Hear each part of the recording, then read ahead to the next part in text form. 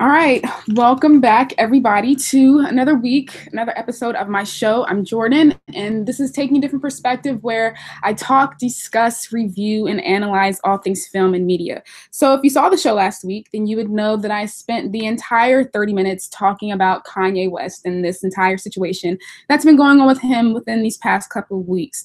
You would know that I talked about, well, in the episode, I talked about how I believe that Kanye has points, but that his way of making those points, so basically his method needs a lot of work. I talked about how my problem doesn't necessarily lie completely with Kanye, but also rather my problem lies with people putting more focus and attention on his method for communicating his points, instead of also giving focus and attention to the points themselves. I also talked about how on both sides I believe that there's been a lack of embracing and or recognizing of the importance of duality, or basically being able to exist within two different ways, and that to do that, one doesn't automatically negate the other. Now, if you also saw the show last week, then you would know that even though I talked about all that stuff, there was still a bunch of other stuff that I didn't talk about. And so I had to come up with a new plan. And the new plan was to make today's episode a part 2. And so as you can tell from the title, today's episode is a part 2 to the discussion that I started last week. But I don't know, guys, I just want to let you know that even though I'm going to talk about a lot of the main points that I wanted to, get out about the situation, I still feel like I have a lot of other stuff to say. Like, I think I could probably do a part 3 on this whole Kanye West situation, but I'm not going to. I think 2 weeks of Kanye is enough.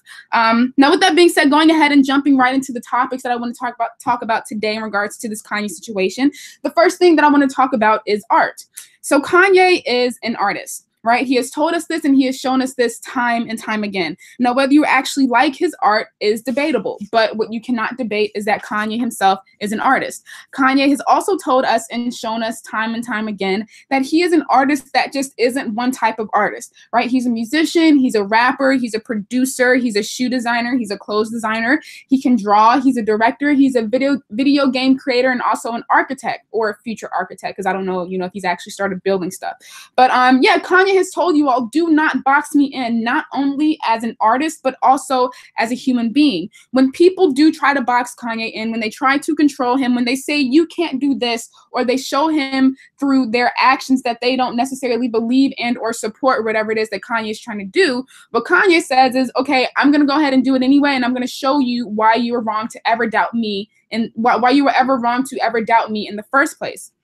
This man walks around calling himself a god, and you can think about that what you will, but do you really think that someone with that kind of ego, that someone with that kind of view of themselves would take, you can't do this lightly? No, that is his fuel. That is the thing that pushes him into all of these different arenas. And that's the thing that has pushed him into the arenas that he is now currently involving himself in. So those being the arena of real life, the arena of politics, and the arena of just, the social upheaval that is characterizing this time that we are in. Now, I don't know if this was deliberate from the very start. I don't know if it transformed to this over time. And I also don't know how aware of this Kanye is, though I do think that he is pretty aware, because I have he has posted some cryptic things on Twitter that have led to, certain theories that people have come up with that I do think hold merit. But one of the ways in which I see this situation is that Kanye is basically making art out of real life. Kanye is extreme and Kanye is unconventional. So, whatever he does is going to be extreme and or unconventional, especially when it comes to something like art, right? Something that he is extremely passionate about. What would be the next logical step for someone who has made art out of sounds, for someone who has made art out of visuals or words or clothes or architecture? I'm sure that the average person would hear that and they could come up with a lot of things, right? They could say food, they could say clay, or they could say perfume or whatever. But Kanye, because he is extreme and because he is because he is unconventional, he hears that question and he's like, I'm going to make art out of life. I'm going to make art out of life next. And so, you can basically understand this as Kanye is basically using life as his canvas. He's using life as his camera. He's using life as his beat. He's using life as his material, and he's using life as his plot of land. And I'm sure that you all hear that and you're like, how? Like, what are you talking about? That doesn't make any sense. Or you probably think that that's one of the most pretentious things that you've ever heard in your entire life. And that may be true, but hear me out. Okay, I feel like in order for you to understand the statement that Kanye is making art out of real life, what I first have to do is to define art for you, or define the version of art that I am using. And so I thought that I would go ahead and bring in some content that I talked about a while ago on this very show that fits right in with this discussion. So about a year ago, I did an episode called The Family Fang, Young Thug, and Art. And in that episode, I talked about the 2015 movie, The Family Fang, which stars Nicole Kidman, Jason Bateman, and Christopher Walken. It's a really good movie. If you've never heard of it, if you've never seen it, and you do come across it, I would say watch it. Yeah, I talked about that movie. I talked about the musical artist, Young Thug. Now, the entire episode itself really focused on the topic of art, or the topic or the question of what constitutes art. And so just to go over some, key points from that particular episode, I feel like the question of what constitutes art alone implies two separate questions, those being the what is art and then what is the purpose of art. And so I personally define art as any piece or object, both tangible or intangible, that a person values. And then I went on to define the purpose of art as being something that is meant to evoke emotions. It's meant to help people see things in a different way, leading them to some kind of new insight that results in some sort of transformation. And so the movie itself revolves around a family that does performance art. They create these really extreme and chaotic situations in real life, all in the name of art. Why? Because for them, the art lies in the performance. It lies in the disruption that it causes and the reactions to that disruption. Because it's all about shaking and waking up the cattle of society. It's all about, disrupting the predictable, mundane, and taken for granted, and the welcoming of enemy that it creates. Because that is where the art truly lives, is in the motion of the moment. It's in the action itself. And that is, like I said, what the family lives by. And that's also basically what performance art is based off of. Now, knowing all of that, does the statement Kanye is making art out of real life now make a bit more sense? Now, keep in mind that the answer itself is a simple yes or no, right? I'm not looking for your feelings and judgments on that, because I'm attempting to be objective. And, when you're trying to be objective, you can't really allow for your emotions to get in the way. And so, like I said, I don't know Kanye's true intention, but I can tell you that Kanye very much believes that he is making art. At the beginning of the TMZ interview, well, the full TMZ interview that I would have hoped, if you had seen last week's episode in between then and now, that, that you would have carved out some time to watch. At the beginning of that episode, Harvey and Chad had asked Kanye the question of, what was the reason behind posting the Make America Great Again hat picture? And to that, Kanye responded, I'm an artist. So to ask an artist, there's infinite reasons to the why an artist does something. An artist doesn't need suggestions. An artist needs a paintbrush and a canvas. And guess what? In this situation, the paintbrush is Kanye's method and the canvas is society. If you can basically understand art in its most basic, simplest terms as being something that is meant to bring about transformation, one of the best ways in which to do that is to start dialogue. Now, the overarching reaction to what it is that Kanye's doing is the overarching reaction. That's not necessarily what I'm focused on. But what you cannot deny is that Kanye has helped to spark dialogue. I have seen, even though I haven't seen a lot, I have seen dialogue that is different from a lot of the same rhetoric and points that I'm constantly seeing about a lot of the same stuff that we're talking about. I have seen people having different lines of thought because of what Kanye did, right? And because of who his buddy is, and because of the things that he wears. And to me, that's beautiful, to see that kind of shift in the way that, people are viewing or talking about something, I think is amazing. And that is why, okay, brace yourselves, I believe that what Kanye is doing is art. For me, the intention doesn't matter. Whether Kanye intended for this to be art or not, like I said, does not matter. But based on my own definition of what I believe constitutes art, if someone came up to me and they said, do you believe what Kanye is doing is art? I would have to say yes. And guess what? I stand firm in that, okay? I said what I said. Now, still kind of staying with the whole art conversation, I wanted to talk about another piece of art that came out recently that, when compared to this Kanye situation, led to a pretty interesting realization for me. So Childish Gambino, as we all know, released, well, maybe everybody doesn't know, but he released 2 songs like 2 weeks ago. But there's one song in particular that has been getting a lot of attention, and that is a song, This Is America. And because of, the video is pretty controversial, and it says a lot about, the Black community today. And so, I like the video. Well, I loved the video. I thought the video, it said and did what it was supposed to do. The song is a song, but I'm not here to dissect the song or the video. What I instead wanted to talk about is the reaction to the video. So overall, it had a pretty positive reception. I did see, some opposition to it, where some people were talking about how the video kind of normalizes the depiction of Black trauma or death. Even though that wasn't on my mind when I had seen the video, to see that kind of valid point being made and the reason behind it, like I said, it's a valid point. I could not agree with what it is that they were saying. I do wish that Kanye could have been given, that same kind of opportunity to have that kind of critical debate, but I digress. That's not the point that I'm making.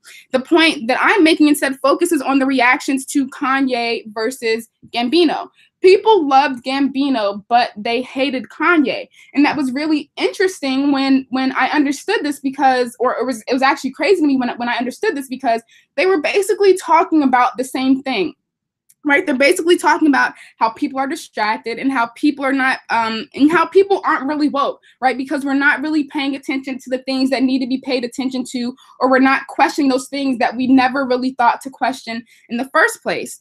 And that can be because of, on Kanye's side, because of the mental imprisonment, or because on Gambino's side, we're distracted. But I do think that those two causes are pretty connected. But like I said, people loved Gambino, but they hated Kanye, and that was really interesting to me. And when I really thought about it, it led me to this idea, or the epiphany, or whatever, of the power of the screen. So that being the TV screen, the laptop screen, or your phone screen. But then, even getting a bit more specific, it led me to the idea of the power of distance itself. It was distance that allowed for us to look at Gambino's art objectively, because even though he's talking about us, and even though the things that he's talking about affect us, what he created does not physically affect us, because it is, at the end of the day, just a video. Whereas with Kanye's art, because of the lack of distance, because it is a part of our real life, and because it does physically affect us, it makes it a lot harder for us to be objective. Think about it in this way. Now, I'm not going to say had Gambino did an exact replica of the video and did it in real life, what would be your reaction? Because the video itself, it has this like absurd element to it, to where if you were to take everything that happens in the video and put it into real life, if people were to see it, they would say, okay, that's not real. Gambino's obviously doing some kind of video. But if they had taken the essence of the video, so if they had taken all of the chaos and all that stuff that's happening in Gambino, put it out on some street, and then maybe off to the side, right? You had some kids that were, dancing to the hottest dance craze that's happening right then and there, basically ignoring everything that's going on. Do you think that the reactions would then be the same, right? Without that screen in front of us to say, okay, this is real life and that isn't. No, they would not. Why? Because Gambino is essentially bringing the chaos into our own lives, right? It's getting a little too close for comfort. And that is basically what Kanye has done, right? What Gambino would be doing if he were to take the essence of the video and bring it to our real life is that it's now happening to us, right? We can't just click it off with the click of a button, right? We don't have that kind of control. And I feel like if we were to understand this whole entire situation just through the lens of a movie itself, that I think it would help to even drive home my point even more. So think about if Kanye, if the man in office, or if we ourselves were characters in a movie, right? And then think about if everything that had happened was, a part of the plot of the movie. And then if we ourselves were able to be in the audience, right? And we were in front of, I don't know how big theater screens are. I don't know, like 150-foot screen, sitting in some dark theater, watching everything take place, right? What would be our reactions? What would our reactions then be to that entire Kanye situation if we're not a part of it? And if we get to sit back and watch everything unfold? And then once you have that answer, then ask yourself, why is that? And tell me we're not basically talking about the same thing. And yeah. And so, going ahead and staying with this whole movie topic conversation for a little bit, I just quickly wanted to talk about why I believe that Kanye is the epitome of a great Marvel villain. So a lot of what I've seen, and a lot of what a lot of people have seen within these past couple of months when it comes to these Marvel movies is, it centers around their villains. So, Killmonger, Thanos, we can even throw Vulture in there too, from 2017 and Spider-Man Homecoming. And so what have people been saying about those villains? Well, they've been saying that these are the best villains that Marvel has ever had. Why have they been saying that? Well, one of the biggest reasons as to why they've been saying that is because of the conflict that it creates within the viewer, right? We can look at what it is that they're doing. We see their method and we can automatically say villain without having to second guess ourselves at all. But then once we get into their reasoning and we understand why it is that they're trying to go through with this master plan, we then have to take that step back and say, wait a minute. We do kind of understand, or I do kind of understand where it is that they're coming from. So now I don't necessarily know if they're as much of a villain as I thought that they were in the first, like when I first started watching it, right? It creates that kind of conflict. And I mean, what else has been my point on this entire Kanye situation than that fact? And I know that people understand that point because, I couldn't tell you how many times I've seen people say, forget Kanye, or Kanye is canceled. And then however many seconds, minutes, days, weeks later, they say, okay, so I just watched this Kanye interview and I have a better understanding of where he's coming from. Of course you do. Why? Because you are essentially allowing for him to explain himself, right? You're not just going off of some headline, or you're not just going off of what the majority of people are saying, and you're going in there to actually understand what it is he's saying instead of to refute whatever it is that he's saying. And so, yeah, I think that Kanye is not only the perfect Marvel villain, but he's like one of the best characters ever. If he was a character in a movie, in a TV show, in a play, or, in a book, he would honestly be one of the best characters ever written. And I wholeheartedly believe that. And so I also wanted to talk about another point. So Kanye himself is a famous rapper. Kanye is a celebrity. Kanye is also a fame/attention seeker. So there is a high probability that Kanye is doing all of this to simply feed his ego. Hate him or love him, it's all the same to Kanye. Just the fact that you're even thinking about him, just the fact that you're even giving enough of your energy to have that kind of an extreme opinion on him is enough. Now, besides that, there is also the high possibility that all of this is being done for publicity. There was a point in time where nobody was talking about Kanye. Kanye wasn't tweeting. He was off in Wyoming working on these albums, whatever. The next thing you know, Kanye's tweeting and everybody is talking about him. And then besides that, right, we see him at the TMZ headquarters, and it's like when you see that, you're thinking, doesn't TMZ basically represent everything that Kanye is against, right? That invasion of privacy, people asking you questions when you don't want to be asked questions. And so it's like when I saw that, that's when I was really like, okay, there's more to this. And so, you really have to look at what it is that Kanye is doing, in the midst of him putting out all of these controversial tweets and doing all this controversial stuff. What else is Kanye talking about? Well, he's talking about these. Well, he's releasing songs. He's releasing clips of songs. He's talking about these albums that he's working on and that will be released soon. He's showing us the new designs for his fashion line. He's talking about all these other ventures that he plans on working on. And it's like you really have to look at, like I said, like what it is that he's doing. You know, if you do anything other than ignore Kanye, you are basically giving him exactly what he wants, which is the attention. He lures you in. Ugh. He lures you in with the controversial stuff, and then you get curious, right? And then you say, well, what is Kanye doing? And so what you then do is you go to his timeline. You get to see all the controversial stuff, but then what else do you get to see? You get to see the songs that he's putting out. You get to see all the albums that he's working on. You get to see all of the new designs that he has. You get to see all of the ventures that he plans on working on, right? He's basically selling his stuff to you without really having to do much, right? Just moving his fingers and hitting tweet. That's it. And so maybe let's say you don't go look at his timeline, but let's say that you do talk about it. And then in you talking about it, you then put like 5 other people onto what it is that Kanye's doing. And so then they go to his timeline and then they are put onto all this other stuff that Kanye is doing. So in that instance, you would basically be doing the selling for him, right? And I don't know if you know, if this is going to be the straw that breaks the camel's back, you know, for a lot of people that were maybe on the fence about Kanye or that were actual Kanye fans, right? Maybe everything that's going on will, you know, turn people off to where it will affect a lot of the other things that Kanye is known for. But at the end of the day, Kanye West is Kanye West. Right. And I mean, not just that, like he's also working on an album with Kid Cudi. And I know how much y'all love Kid Cudi. So I'm sure that at the very least, y'all will listen to that album. I can say that personally, I will definitely be listening to whatever album it is that Kanye puts out, because yeah, I'm invested in the man now. I think I'm a low-key stan for this man, but whatever. But you know, speaking of songs, I just wanted to quickly talk about this this Lift Yourself song, or as I like to refer to it, the whoop-diddy whoop poop-diddy poop song. So I actually think that's like one of the funniest things that I've come across in a long time. And I say that because that song and the situation that surrounds that song was pure comedy. Comedy is all about the unexpected. Comedy is meant to shock you. If you expect it or if it doesn't shock you, then it's not funny. Period, point blank. Like that's one of the rules of comedy. Now, besides that, I found the entire situation to be funny because it's obvious that the song is a troll song. But at the same time, I can tell that Kanye was probably very serious when he released that song. To me, I felt like Kanye was like, I'm Kanye West. I can do anything that I want. I can even put out a song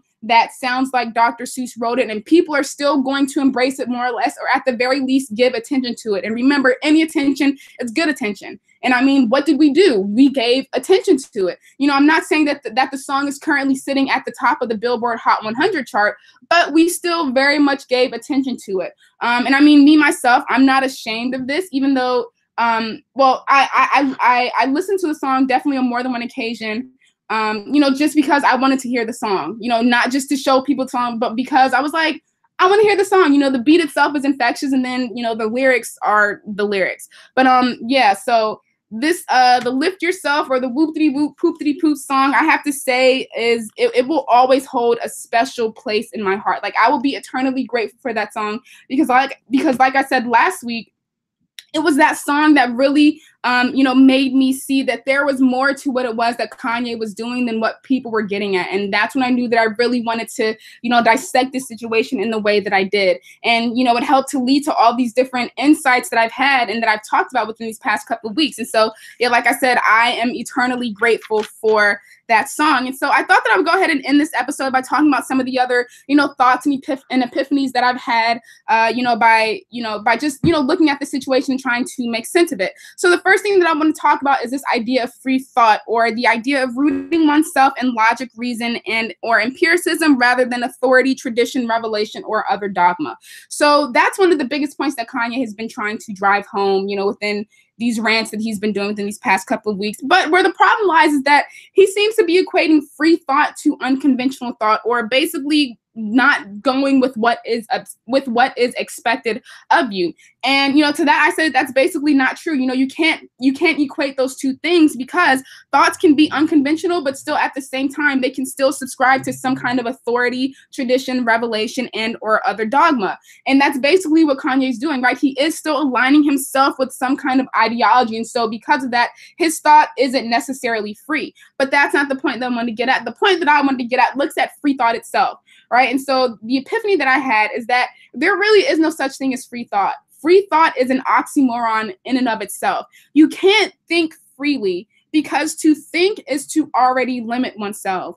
Thinking takes you out of the experience. It takes you out of the feeling. Think about all those times that you've felt something and you knew that words wouldn't be able to properly convey what it is that you're feeling. That is because words are limiting. When you think, you are then limiting the moment to now having to make sense of it, right? And the idea of limitation itself already contradicts the essence of freedom. To be free is to be uninhibited, is to be unattached. And so when you're limited, you are not uninhibited. You are inhibited, and therefore you are not free. So yeah, free thought, I don't believe is it can happen. Now, besides that, I also wanted to talk about this the slavery topic, right? Kanye's been talking about how we're all mentally enslaved and we need to get out of that and stuff like that. And so the epiphany that I had is that we are all indeed slaves, but those things that make us slaves are ironically the things that actually make life. And so the first thing that I feel like I have to address when I'm talking about all that is the definition of slave that I'm using, because remember there's like 4 other definitions. Well, 3 other definitions for slave or slavery. So the definition that I'm using is someone that is excessively dependent upon and or controlled by something. So now knowing that, think about all of those things that you are dependent upon and or controlled by in some way. Think about all the identities that you have or that you take on throughout your life that help you to connect to other people, but at the same time can also be used as a means for oppression.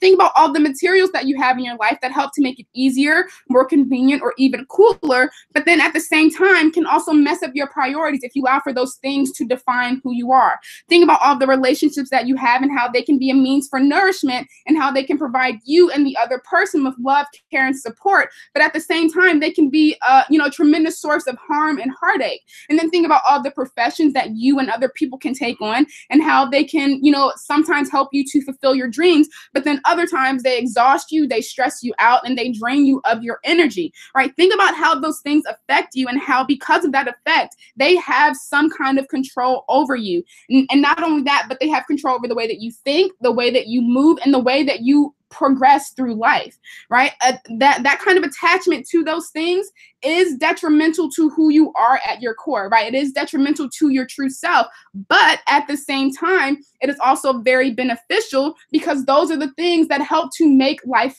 Those are the things that help us to enjoy life. You have those identities that help to give you a sense of who you are. You have those materials that help to make life fun. You have those relationships that help you to understand what true love really is. And you have those professions that help you get through life more or less. I mean, still, they can provide you with stress, but it's really interesting to think about how life itself is pretty contradictory in that way. You have those things that can provide you with so much joy and so much progress, but at the same time, they can be a source of so much detriment and negativity in your life. And that's kind of the last thing that I wanted to leave you all off with, is the idea that life itself is just one big contradiction that's filled with a bunch of smaller contradictions. I've seen a lot of people, talk about how Kanye is contradicting himself and how, because of that, it has led to a lot of disappointment and hurt that a lot of people have experienced. And like I've said countless times within these past 2 weeks, I don't blame you all for the feelings that you have about this man, right? He has let you down, and I understand that. But what you have to remember, and this is something that I basically touched on, I want to say a couple of weeks ago, maybe with the Avengers Infinity War review, but I talked about how you have to remember that contradictions themselves don't have an inherent morality to them. Saying that some kind of contradiction is good or more than likely bad is to project your own human limitations on it. Contradictions themselves can exist outside of us, and they do. Now, this isn't to say that all contradictions exist outside of humans, because there are some human-made contradictions, but contradictions do exist outside of us. Morality does not, because morality is dependent upon us as humans. We, the people, determine whether something is moral or immoral. I mean, think about how 50, 60, 70 years ago, the traditions and values and stuff that we as a society had back then, us in 2018, we would laugh at them and scoff at them because we're in a completely different headspace today, right? Morality is time and space subjective in that way. But in terms of, life just being this big contradiction, right? Life can mean so much. It has the ability to mean so much and to do so much. But at the same time, it means so very little. Why? Because when you look at life in the grand scheme of things, or human life in the grand scheme of things, it's really only one speck in this vast space of, just universes and galaxies and whatever else is bigger than universes and galaxies. And so I'm sure that when people hear that, right, and you really think about how life is contradictory in that way, that it may lead to some kind of feelings of unease for people. But I do think that once you realize that there's that's just the way that things are, you know what I mean? And that by adding that feeling to it, not to say that you can't, because it's a human thing to do and we are humans at the end of the day, but by adding that feeling or that emotion to it, it only stresses you out more. I think that, by realizing that fact, that it will provide you with a different way, or hopefully it would provide you with a different way of moving through the world, one in which I think would be a lot more peaceful and stress-free. And so, just looking back these past couple of weeks, I have to say that I very much appreciate everything that Kanye has done. For better or worse, right? Looking at me personally, he has helped to, lead me to different, or he's helped for me to remember all these different insights that I can now say that I stand firmly in. Even though, like I said, his methods needs work, Kanye has made a lot of great points. And I mean, besides that, I know that one of his overall visions or goals behind what it is that he's doing is to create that kind of, thoughtful change within people, like the way that he has done with me. And so I know that he's been able to do that with some people, but I know that he hasn't been able to do that with a lot of people. And knowing that, that was one of the biggest reasons why I wanted to dedicate these last 2 weeks to talking about Kanye, because I knew that he had a message that needed to get out there, but people weren't necessarily paying attention to that message. And so, seeing as though I was a bit tuned in, or I was more tuned in than other people, I wanted to do my part and make sure that those messages that needed to be put out there were put out there. And so, if I had an overall point that I wanted for you all to take away from these past 2 weeks, it's something that's really, really, really simple. It's to not get too caught up in the sauce to where you get lost in it. And the sauce in this instance can stand for so many other things. Well, it can stand for so many things, but I thought that I would kind of end this episode by allowing for you all to come up with your own interpretation of what the sauce means just from these last 2 weeks. So with that being said, that is the end of today's episode.